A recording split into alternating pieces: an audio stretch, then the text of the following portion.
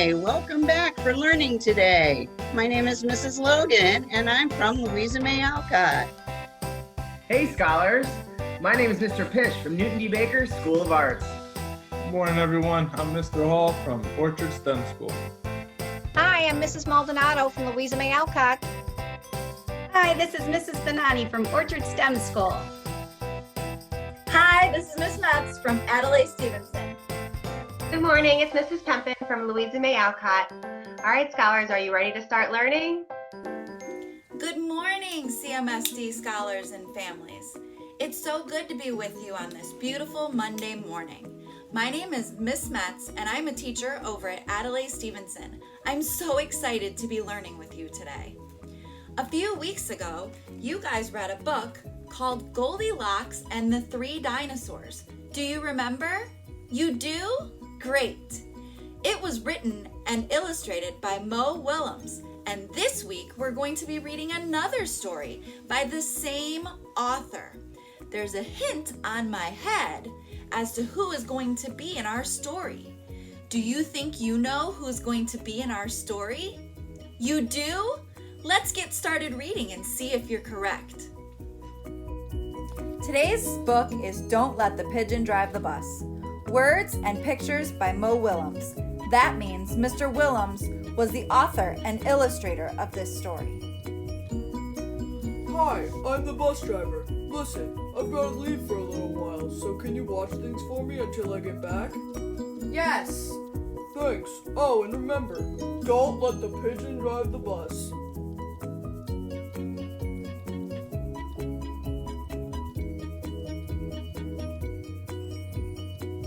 I thought he'd never leave. Hey, can I drive the bus? No! Please? No! I'll be careful. No! I'll tell you what, I'll just steer. No! My cousin Herb drives a bus almost every day. True story.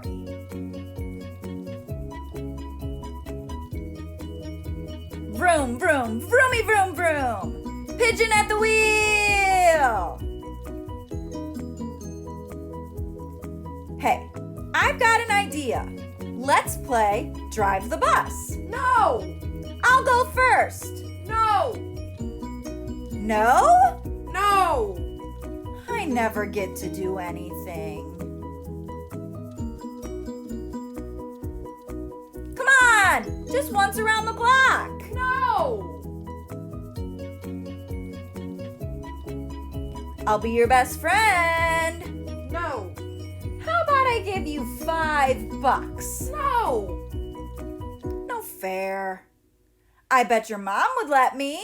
No! What's the big deal? It's just a bus. I have dreams, you know. No! Fine. Let me drive the bus! No!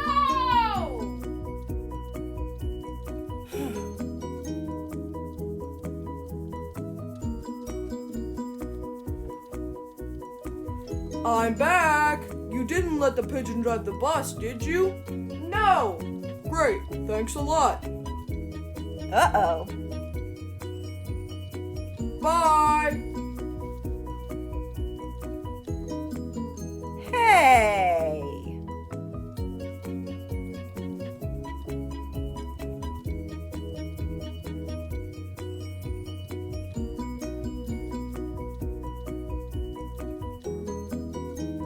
Hi, boys and girls. Welcome back. Wasn't that fun? Did you guess that we were going to read a story about pigeon today? I knew that you would because you are so smart. Go ahead and kiss your brain. Oh, and I wanted to thank you too for not letting the pigeon drive the bus. That little guy sure was persistent. He just wouldn't give up. I've got a few minutes left with you, and I wanted to make sure that I showed you how you could make your very own pigeon headband. It's super easy. The pigeon headband is really just 4 circles and 3 rectangles. I did a big blue circle, a smaller white circle, an even smaller black circle, and a yellow circle that I just cut in half. I have a white rectangle here, a blue rectangle for the neck, and then a big rectangle here that I use to put the headband on my head. Make sure that you have an adult help you when you make your headband, because you don't want to use things like scissors and glue all by yourself. So make sure you ask somebody for help. Now we're going to head over and see Mr. Pish, and he's going to be talking to you more about all these different shapes. It was so fun learning with you guys. Bye-bye.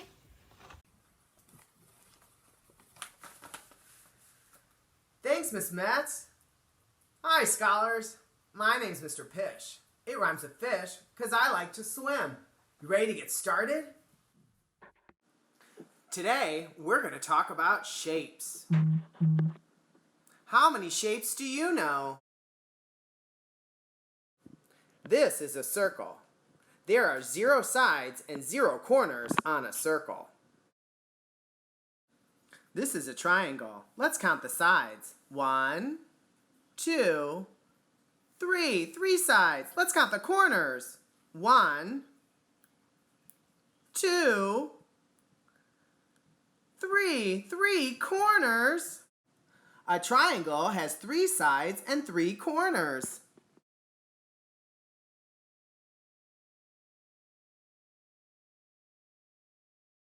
This is a square. Let's count the sides. 1, 2, 3, 4. 4 sides. Let's count the corners. 1, 2, 3, 4.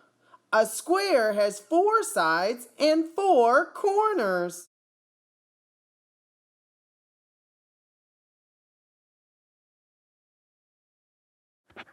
This is a rectangle. Let's count the sides.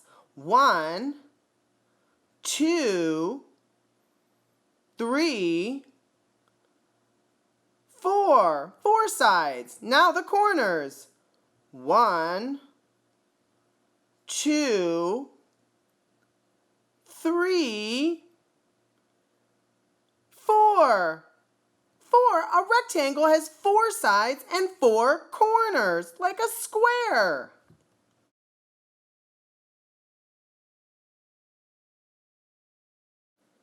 This is an octagon. Let's count the sides on an octagon. 1, 2, 3, 4, 5, 6, 7, 8. An octagon has 8 sides. Now the corners. 1, 2, 3, 4, 5, 6, 7, 8. An octagon has 8 sides and 8 corners. I wonder if there's an animal that has the same amount of arms as an octagon has sides.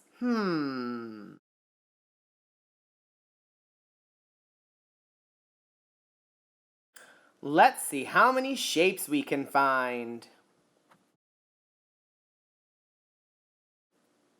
Circle.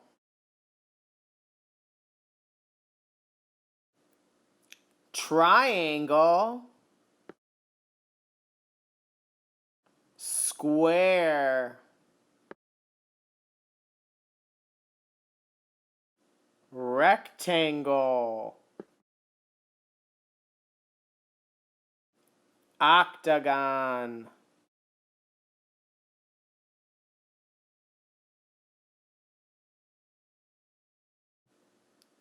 What did all the shapes make?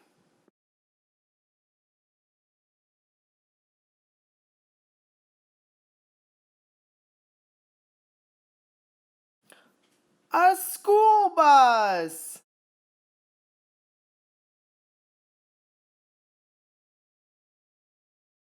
Let's count the shapes on the bus.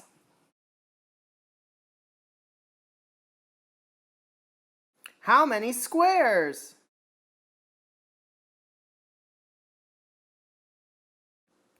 That's right, 6. How many triangles?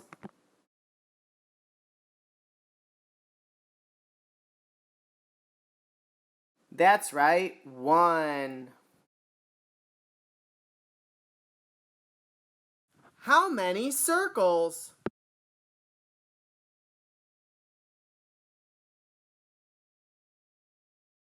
That's right, 2. How many octagons?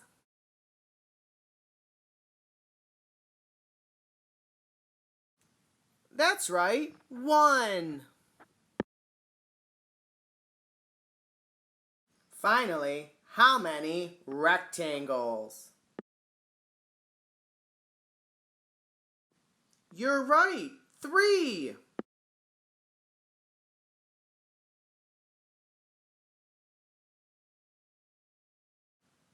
Now, can you find 10 shapes in the room you're in?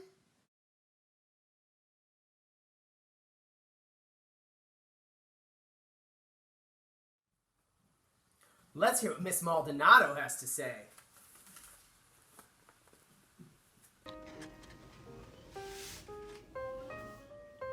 Boys and girls, I know you just heard the story, Don't Let the Pigeon Drive the Bus.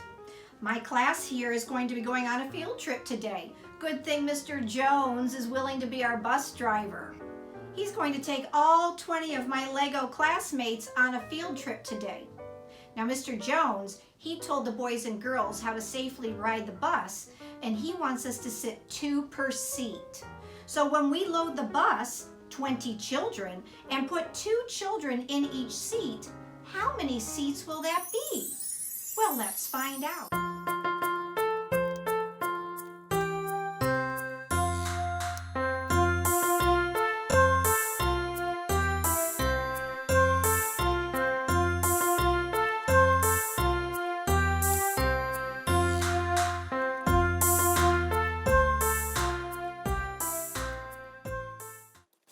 Now let's do the equation. 2 scholars sat in each seat. We counted 10 seats. So 10 groups of 2 equaled the 20 children in our class. Wait a minute. Groups of is multiplication? No way! Shh! Don't tell anybody we're doing multiplication. Now we also have something called the commutative property. So if 10 groups of 2 is 20, then 2 times 10 equals 20. I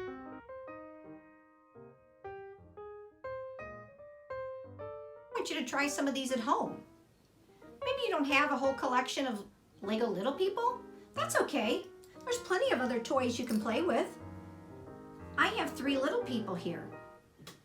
They need to share the dinosaurs. So if 3 little people want to fairly share 9 dinosaurs, how many would each one get? Well, let's see. 1 for her, 1 for him, 1 for her. There's still more. 1 for her, 1 for him, 1 for her. There's still more left. 1 for her, 1 for him, 1 for her. No more, so let's do the math. I had 3 friends.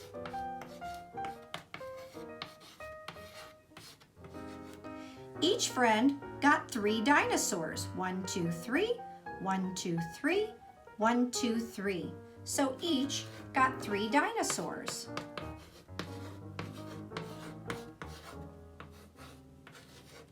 Let's do the math. 3 children each got 3 dinosaurs.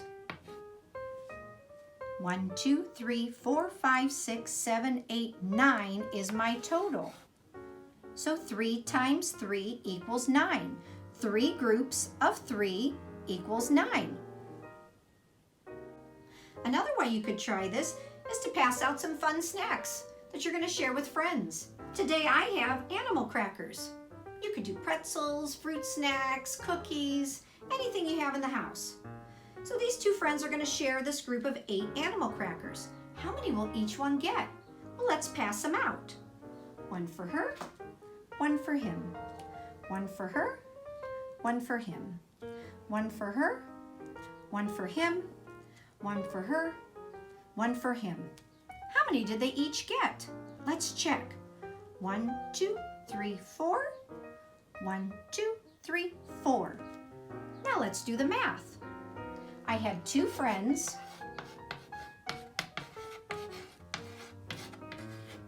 Each one got 4 cookies. So my equation is 2 groups of 4. And how many cookies did I have again? 1, 2, 3, 4, 5, 6, 7, 8. That equaled 8 cookies. So 2 groups of 4 each is a total of 8. Good job, everybody.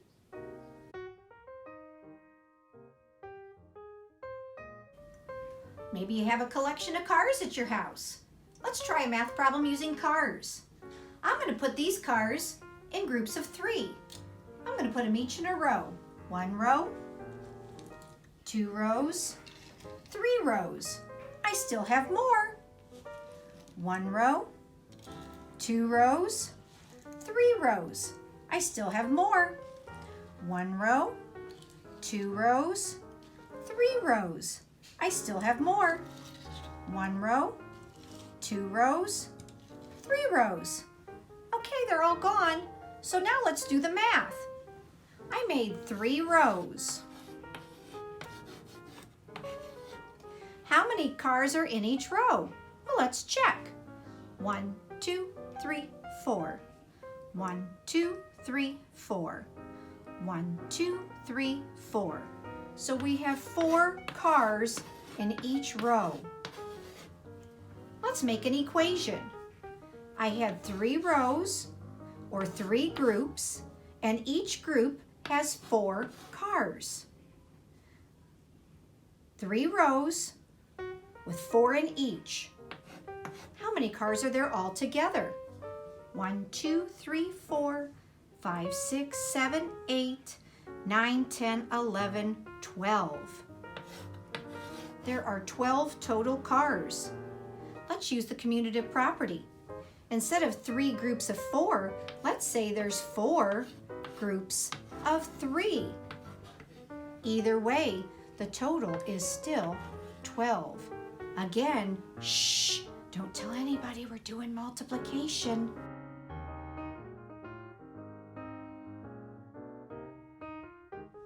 Goodbye, everybody. Hope you have fun. Okay, thank you so much. My name is Ms. Crouch. I'm a first grade teacher at Orchard STEM School, and today we're going to talk about bus safety. Bus safety is super important because a lot of us ride the bus. Raise your hand if you ride the bus.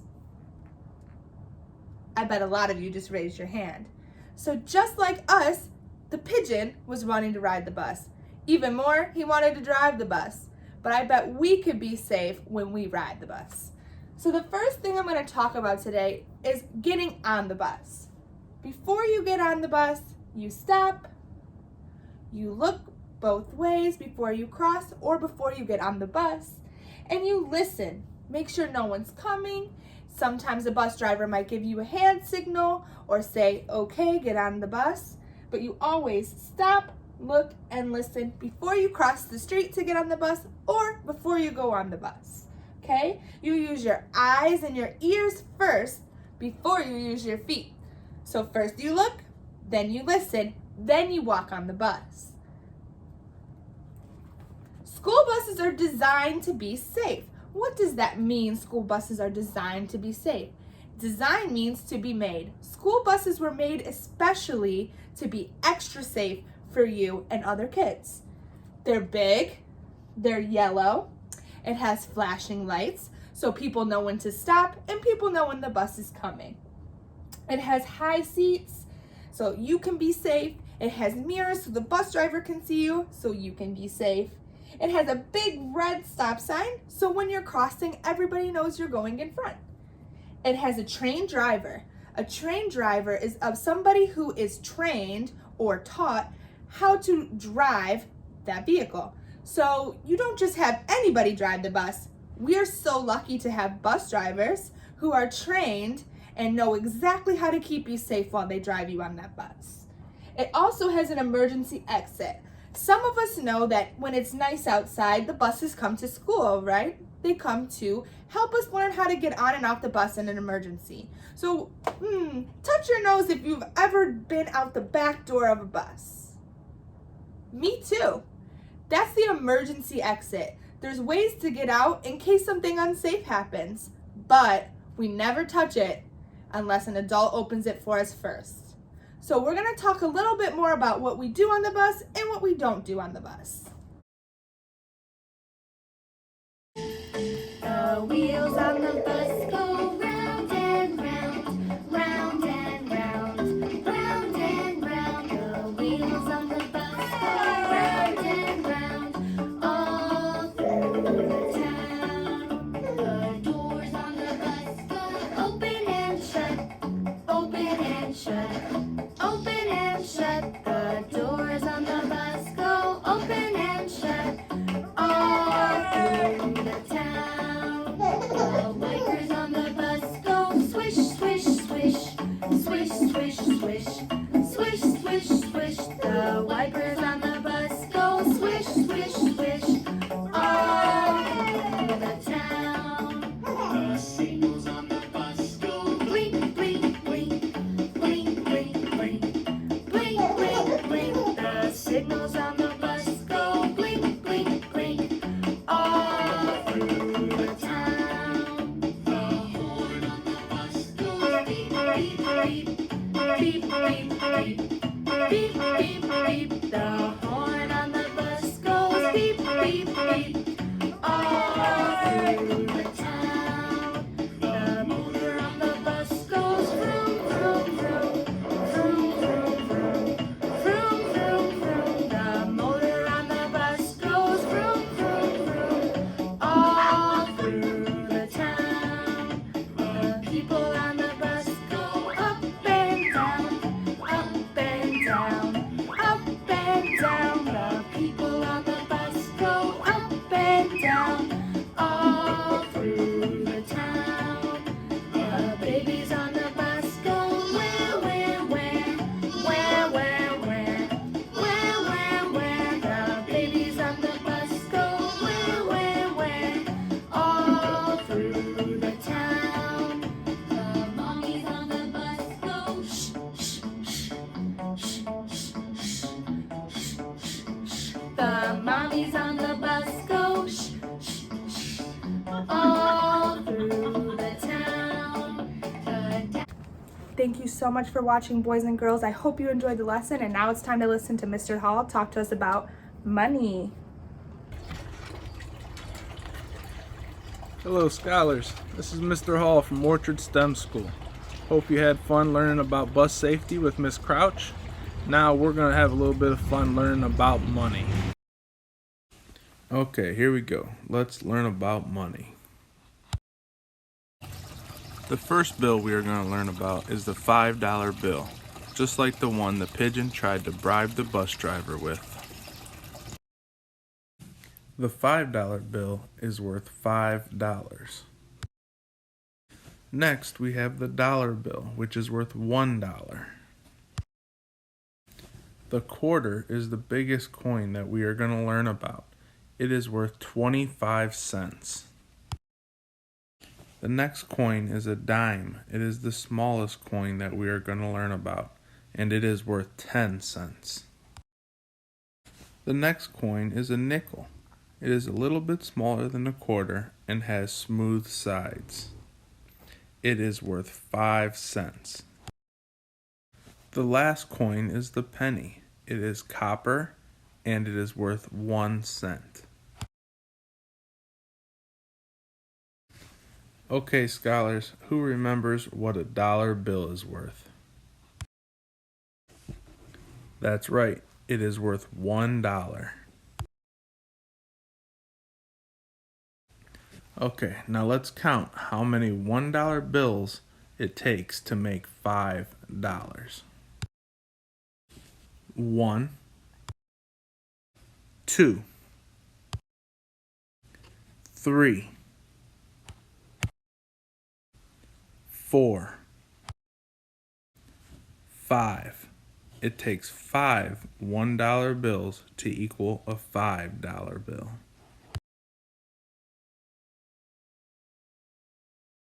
Now we have the biggest coin, a quarter. Do we remember how much a quarter is worth? Good job, you're correct. 25 cents. Let's count again to figure out how many quarters it takes to make $1. 1, 2, 3, 4. There are 4 quarters in $1. Now, let's try to figure out how many dimes are in $1. Remember, a dime is the smallest coin we're going to learn about, and it is worth 10 cents. Okay, let's try skip counting by 2 to figure out how many dimes go into $1. 2, 4, 6, 8, 10. There are 10 dimes in $1. Next, we're going to count with nickels. Remember, it is silver, a little bit smaller than a quarter, and it has smooth sides. A nickel is worth 5 cents. Now let's see how many nickels it takes to make $1. Do you think you can count by 5s to find out how many? Let's try. 5, 10, 15, 20. It takes 20 nickels to add up to $1. The last coin is a penny. Remember, it is copper and worth 1 cent. Let's get ready to count how many pennies it takes to make $1. For this one, we are going to skip count by 10. 10, 20, 30, 40, 50, 60, 70, 80, 90, 100. Good job. It takes 100 pennies to equal $1.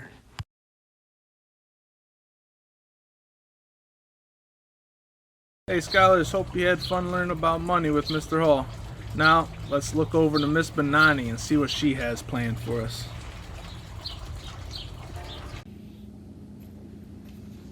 Hey, Mr. Hall. It was great seeing you. I haven't seen you in such a long time. And shout out to all my firsties. I'm Mrs. Bonanni, and I teach at Orchard STEM School. And I know that I am missing all of my students very much, and all the teachers that I've talked to has said how much they have missed their students as well. And while we can't be with each other in person, we can be together today virtually. I'm so excited to be here because I'm ready to teach you an awesome lesson. So Mrs. Metz did a wonderful job reading Don't Let the Pigeon Drive the Bus. one of my favorite books. I love the author Mo Willems, and his stories are so awesome. My son and I used to read those books all the time, and I love his books because they're so funny. The characters just make me laugh, and they're so silly. So today we're going to take a look at sentences and how they end, because when Mo Willems writes his books, he has to use sentences. A sentence is when you take a group of words and put them together so that they make sense. They tell some complete thought. We're going to look at sentences today and how they end, because when Mo Willems writes, he has to put end marks at the end to make sure the reader knows when to stop and take a breath and when he has a complete thought. So we're going to talk about 3 end marks today: the period, the question mark, and the exclamation point. So let's take a look. The first end mark we're going to talk about today is the period. The period is a little tiny dot that you put at the end of a telling sentence. So when we look at the story today, this is a telling sentence. Pigeon says, "I bet your mom would let me." Pigeon is telling us that his mom would let him drive the bus. And if you look right at the end of that sentence, there's a period, a little tiny dot. That tells the reader to stop and take a breath, and it tells the reader that this is a telling sentence. Mo Willems put a period at the end of this telling sentence. The second type of end mark we're going to look at today is a question mark. Question marks are the squiggly line with a dot underneath it. You use a question mark when a sentence is asking. So in the story today, Pigeon says, "Hey, can I drive the bus?" He's asking if he can drive the bus. So when you look at this, you see the question mark at the end of the sentence. Mo Willems used a question mark because Pigeon is asking a question. And the third type of end mark that we're going to look at today is the exclamation point. An exclamation point is a stick or a straight line with a dot underneath it. An exclamation point comes at the end of a sentence that shows great feeling, when you're trying to show if someone's really angry or surprised or excited. So when we look at the title of the book, "Don't Let the Pigeon Drive the Bus," there's an exclamation point, because that would be crazy to let a pigeon drive the bus. And Mo Willems uses a lot of exclamation points because his characters have a lot of expression.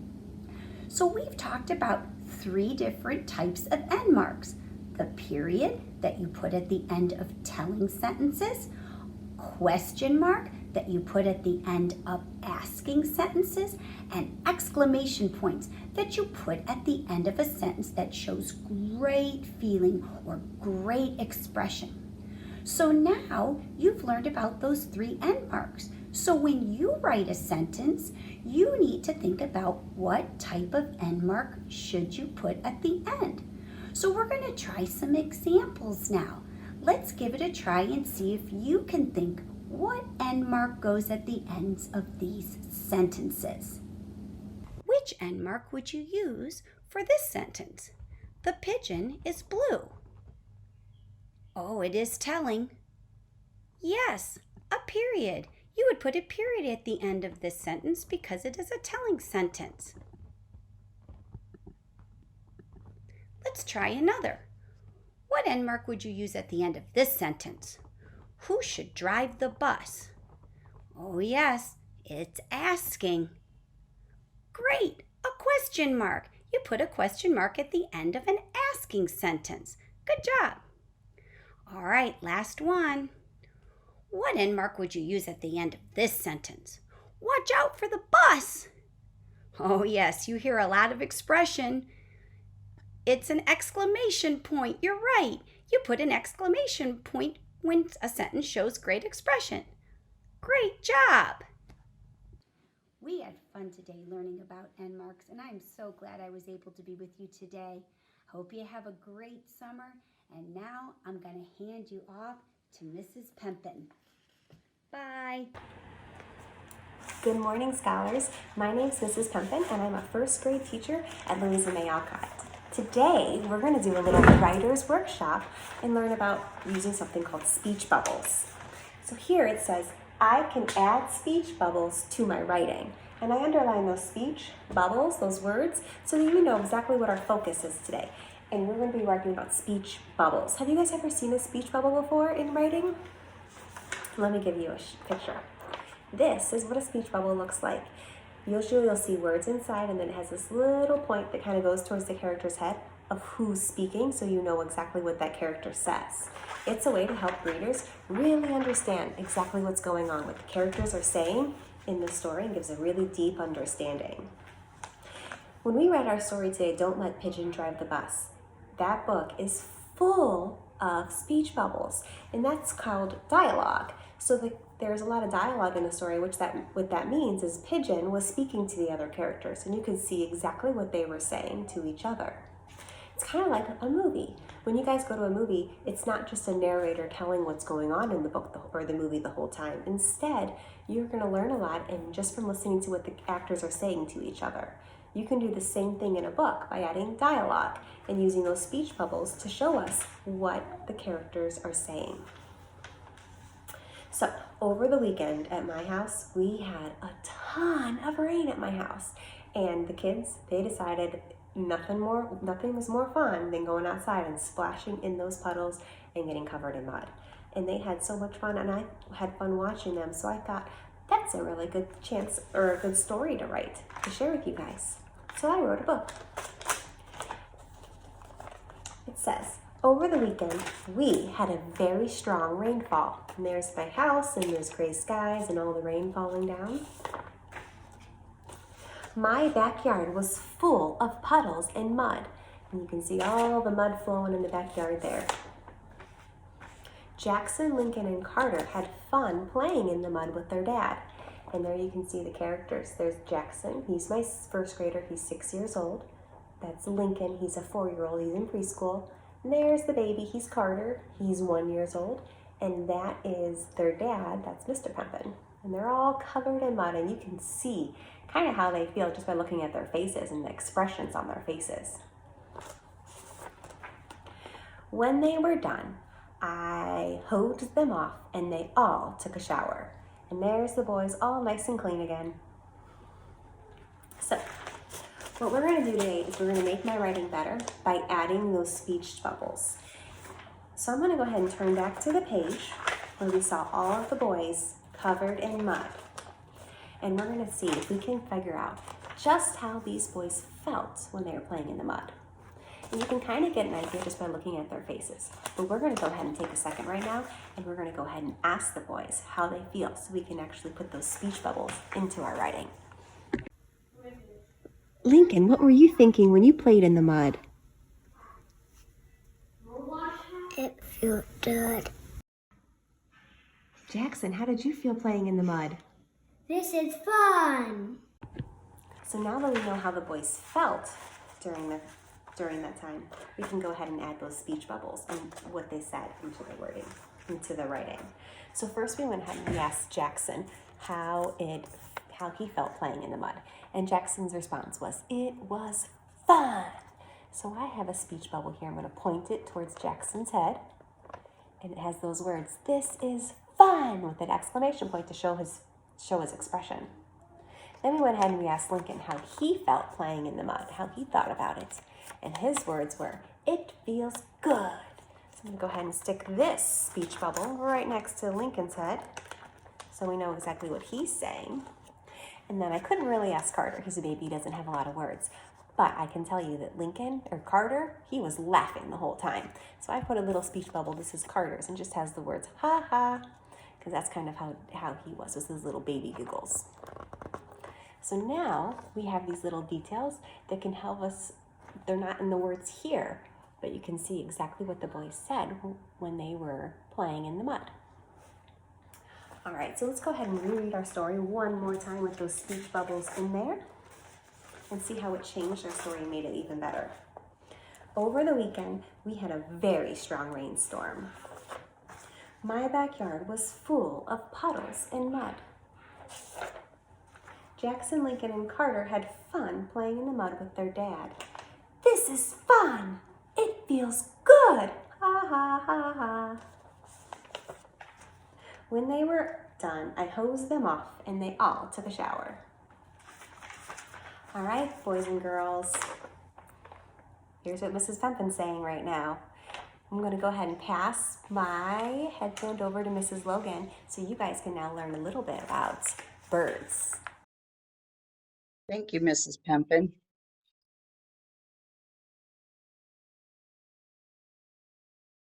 Wow, boys and girls, we've learned so much today. And our story was about a pigeon who wanted to drive a bus. Do you think a pigeon can really drive a bus?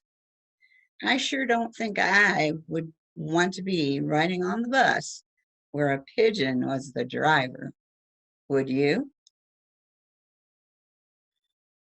So let's find out some more information about birds right now so we can figure out if a pigeon really could drive a bus. First, birds, the study of birds, is called ornithology. Ornithology is a really big word, and that just means that it's scientists who study birds. Also, all birds lay eggs. This is called oviparous. And I think Mrs. Kitchen taught us about being oviparous last week. All birds have a head. All birds have feathers.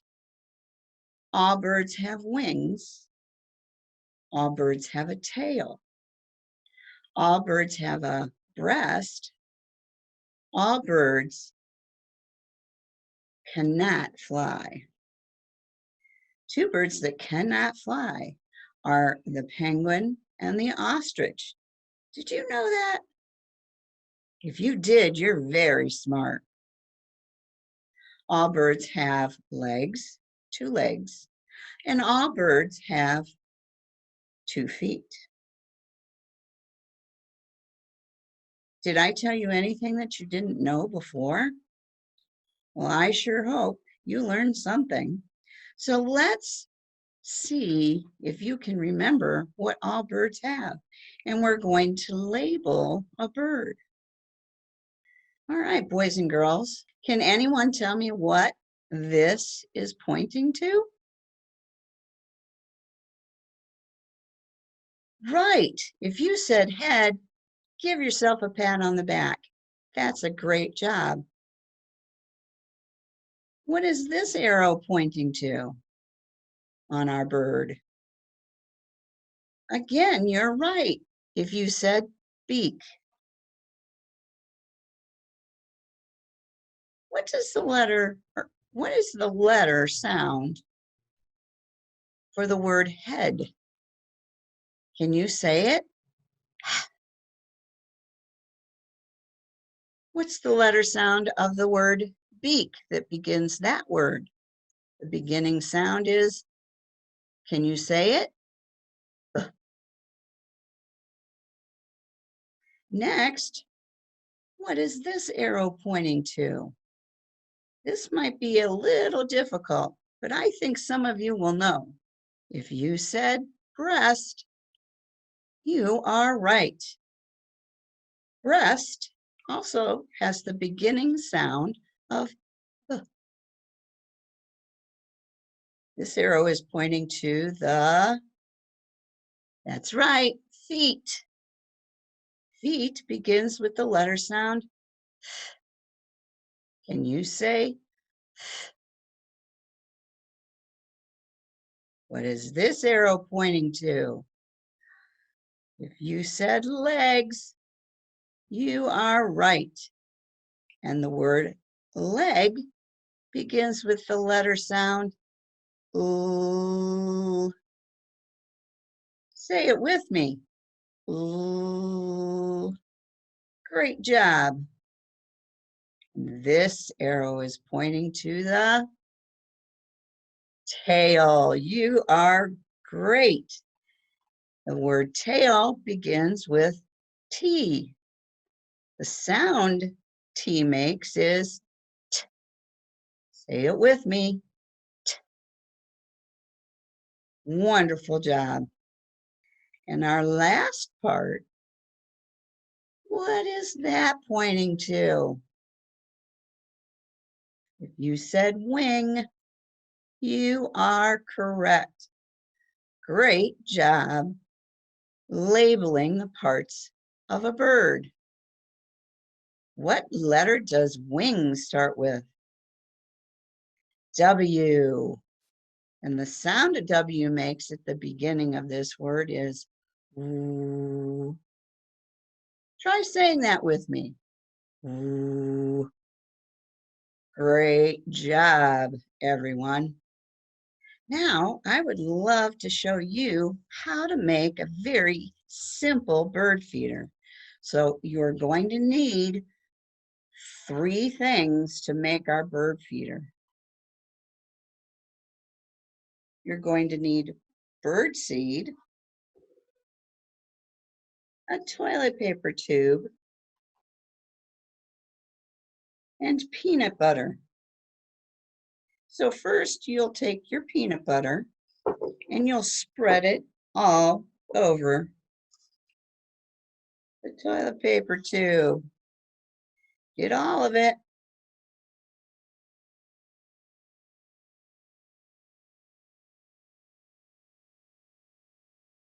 You can do this once our show is over, and then you'll be able to go and hang it in a tree so that the birds will have some food to eat.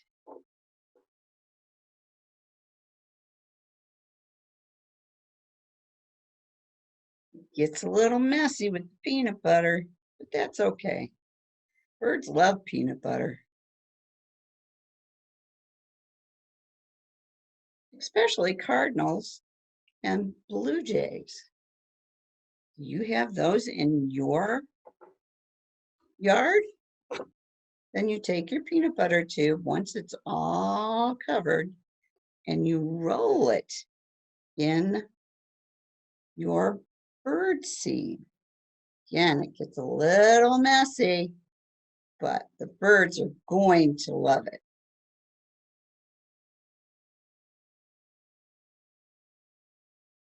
Get it down in there so you cover the whole thing. And if you miss any spots, you can drizzle it on top and pat it down. Shake it off a little. Oh, and silly Mrs. Logan, she forgot one more thing that you're going to need. You need a piece of string so that you can thread it through the toilet paper tube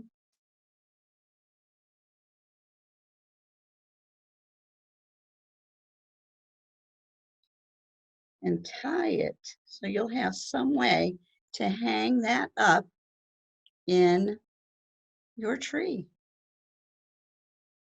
All done. Isn't that fun? So boys and girls, we've had a great time today teaching you all kinds of things. And again, wasn't that pigeon kind of silly wanting to drive a bus? What we learned is that birds really can't drive a bus. So I hope you enjoyed it, and I hope you make, it's a little messy, but I hope you make a bird feeder for our bird friends outside. Thanks for joining me.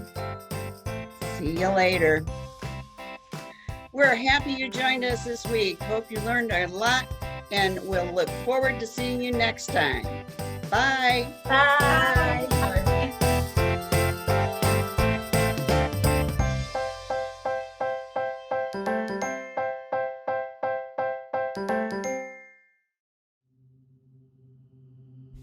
Everyone gets counted. The 2020 census. Go to my2020census.gov.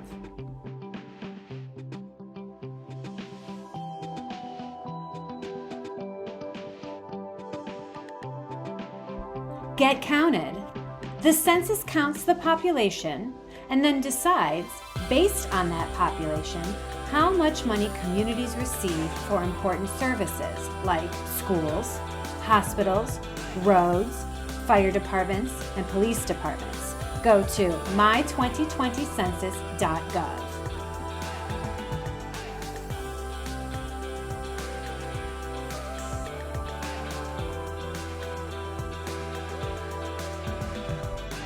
Counting the number of people in the census determines how much federal money is allocated for schools.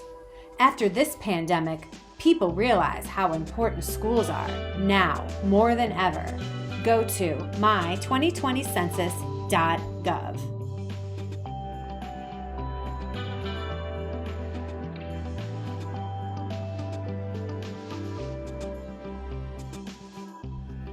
Counting the number of people in the census determines how much federal money is allocated for roads, and we all use those. Go to my2020census.gov.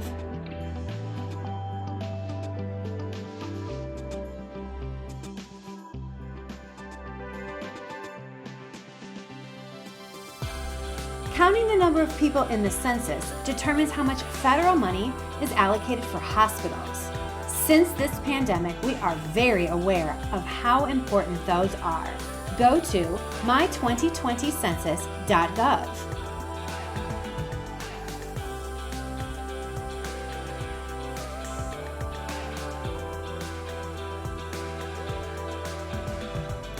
Counting the number of people in the census determines how much federal money is allocated for fire departments. We all need those. Go to my2020census.gov.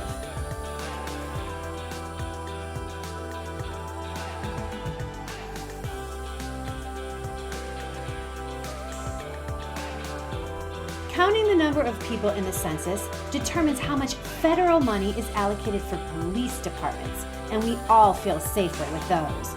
Go to my2020census.gov.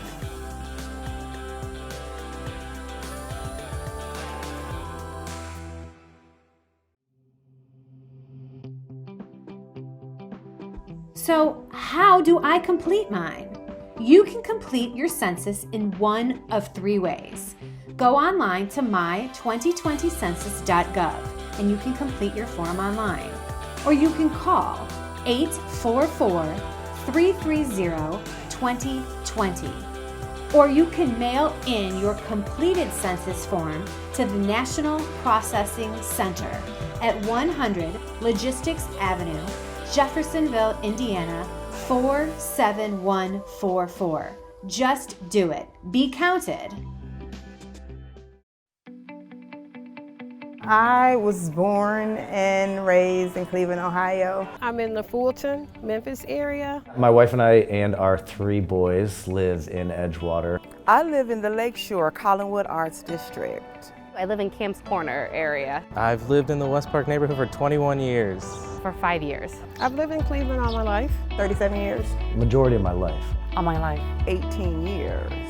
Cleveland's great. I mean, I love that there's always stuff to do. There's so many free things to do with kids. Best city in the country.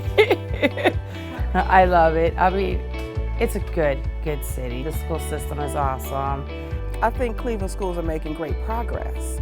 New things are happening at CMSD, you know, I want to be a part of that. So the Cleveland Plan was legislation that was put in place in 2012 to be able to transform Cleveland's public schools. The change in the school district in the last 10 years is one that's focused on high performance, that's focused on providing school choice for families so they can figure out what school is best for them, and moving into a period where we're acknowledging that education needs need to change for our students, for our economy, for our families, and how do we meet families where they are to do that. The schools offer far more choices. They're more career oriented. All kids don't learn the same. All kids aren't interested in the same things. I like the fact that we do have those choices. If your child needs a particular approach or needs in the kind of classroom to help meet their growth, I think the Cleveland Plan is about providing those options too. I've just been really happy with the preschool here. I'm just so grateful that I found this school and that my child is here. It's nice. It's very nice to know I can choose what school. I can have my options of going to each building and seeing what is the best choice for my kids. When I did research, I was looking for the best schools that Cleveland had to offer. The teachers are great. They work well with us. They constantly keep in communication with us, and that's really the key, is like that we're all involved. It's nice to walk into a school and have them know who you are. The structure of the academics is very, very rigorous, and I love it. I am a 2016 graduate of Cleveland Early College High School on the John Hay campus. Choice for me was great because I had the opportunity to really take ownership of my education. The high school graduation push and the increase is definitely a result of what the district is doing in order for the schools to thrive, because now you have better schools, quality schools, and when you can push that, students see that you care about them. Now they begin to care about their education. We stand with 117 private colleges that are going to offer every student in the public school system of Cleveland, Ohio, free college tuition. Say Yes to Education is an initiative in our city which offers wraparound support services to students and their families so that students can be most successful in their K-12 education. Probably the biggest headline of Say Yes is that it's going to offer last dollar tuition scholarships to students to any public 2- or 4-year institution, as well as accredited Pell-eligible career and technical trainings. Families at this point have no choice to say that, oh, my child, I can't afford college, or I'm not going to send my child to college, because that opportunity is there. The barriers, the social, economic, demographic, all of the things that especially a lot of urban kids have to endure, which prevents a lot of them from prospering, are definitely minimized. It's amazing.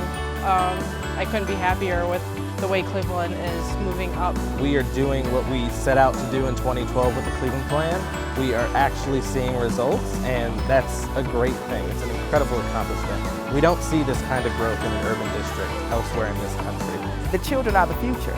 Anything that we do, we have to plan for them to get a great education, a quality education that is technologically advanced so that they're prepared.